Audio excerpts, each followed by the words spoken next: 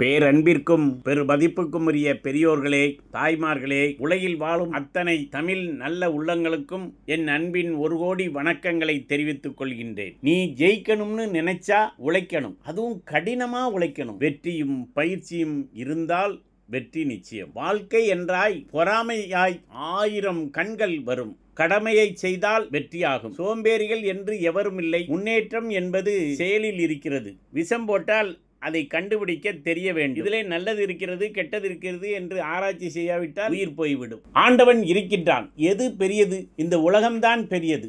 அப்படி என்றால் இந்த உலகத்தை படைத்த ஆண்டவன் தான் பெரியவன். ஆண்டவன் இருக்கின்றான். வறுமைக்கு பிறகு வருவதே செல்வமே வாழ்க்கையை இறுதி வரை நிலைக்கும். அந்த வறுமை தெரியவில்லை என்றால் அவன் சேர்த்த பணத்தை சேமிக்காமல் அழித்து விடுவான். பொன், பொருள், பெண் வாழ்க்கையானது நிலையானது அல்ல. அன்புதான் இதயத்தில் எப்பொழுதும் இருக்கும். அதுதான் சொந்தங்கள். அலைகள் ஓய்வதில்லை, என்றும் ஓய்வதில்லை. துன்பங்கள் துணை வரும்போது சொந்த பந்தங்கள் இருந்து காப்பாற்றுவார்கள். உள் நிலையில் ஆனந்தம், வெளி நிலையில் வெற்றி என எதுவாக இருந்தாலும் ஊக்கத்துடன் முயற்சி செய்ய வேண்டிய அவசியம். வாழ்வில் நம்பிக்கை ஊக்கம் தரும். இதுதான் மக்கள் தலைவன் ஜெயபாலன். வாழ்க்கையின் மகத்துவம்.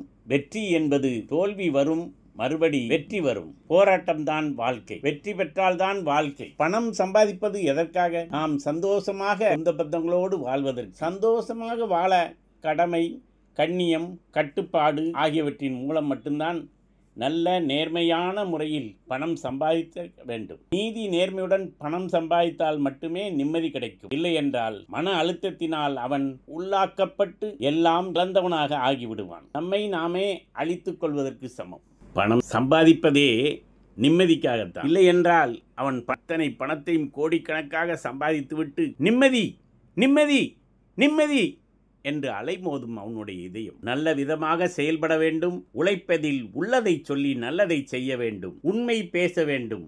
திருடக்கூடாது.